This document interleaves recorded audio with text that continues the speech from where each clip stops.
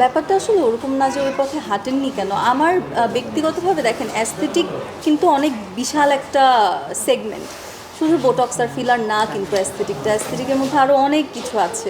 এখানে ফেসিয়ালস থেকে শুরু করে আপনার হচ্ছে গিয়ে এক ধরনের একটা ইনজেকশন দেয় যেটা হচ্ছে আপনার গ্লুটাথাইন ইনজেকশন বলে, তারপরে হচ্ছে PRP treatment, so many things. এখানে অনেক কারণে কিন্তু অ্যাস্থেটিক মানুষ করে, শুধু যে আপনার সৌন্দর্য বৃদ্ধির জন্য করে, অনেক সময় হেলথ বেনিফিটসের জন্য কিন্তু অ্যাস্থেটিক কাজে দেয়।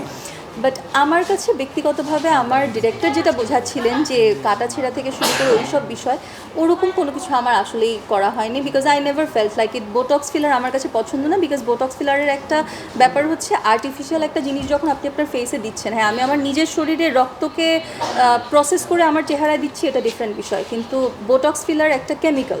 আমি যখন এই জিনিসটা দিচ্ছি এটা কিন্তু একটা পর্যায়ে গিয়ে আমার স্কিনে হার্ম করবে, আমি ওই হার্মটা নিতে চাইনি, এই কারণে আমার কখনো করা হয়নি। But I have no issue, never I have any issue with anybody who does it. যার যার ব্যক্তিগত ব্যাপার, যদি তার কাছে ভালো লাগে এই জিনিসটা করতে সে করবে, আমার কাছে লাগেনি এই জন্য আমার করা হয়নি।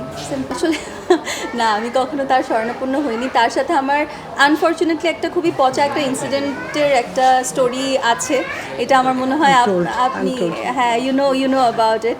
সো আপনি আমাকে বলেছেন, তো ওটার পর থেকে আসলে তার সাথে আমার ওভাবে করে আনফর্চুনেটলি যোগাযোগটা হয়নি। আমি চেয়েছিলাম জিনিসটা সর্ট আউট করতে, বাট যাই হোক, আমি জাস্ট এতটুকু বলতে চাই যে সে তার মতো করে তার একটা জার্নি সে করছে। I wish her the best of luck, she is doing great. তার সোশ্যাল মিডিয়াতে প্রচুর ফলোয়িং, খুব ভালো ভিউজ হচ্ছে, তার একটা বিজনেস হচ্ছে, ওয়াই নট, সে তার মতো করে করুক না। এটার সাথে আমার সাথে কোনো রিলেশন নেই। I wish her all the best. সর্বশেষ দর্শকের উদ্দেশ্যে কিছু বলুন। দর্শকদের উদ্দেশ্যে আমার এই কথাটাই থাকবে যে আমি জানি আমাদের দর্শকরা চান যে বাংলাদেশে যাতে আরও নতুন মুখ আসে, নতুন ট্যালেন্টরা আসে, নতুন কাজ আরও যাতে নতুন ফেসেস আসে, এবং দর্শকদেরই এটা সবচাইতে বড় জায়গাটা যে দর্শকরা আসলে কিভাবে করে এই নতুন মুখগুলোকে বলি বা ট্যালেন্টগুলোকে বলি স্পেসটা আসলে কিভাবে করে দিবে।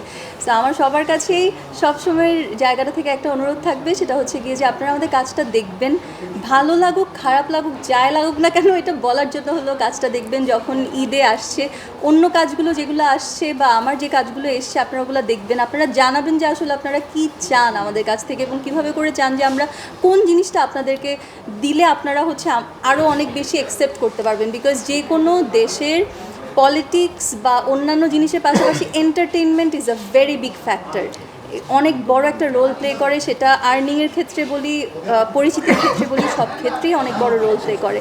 সো আমি জাস্ট এতটুকুই বলবো যে আপনারা সবাই আমাদের সিনেমাটা দেখতে আসবেন, আমার বাকি যে সিনেমাগুলো আছে সেগুলো দেখতে আসবেন।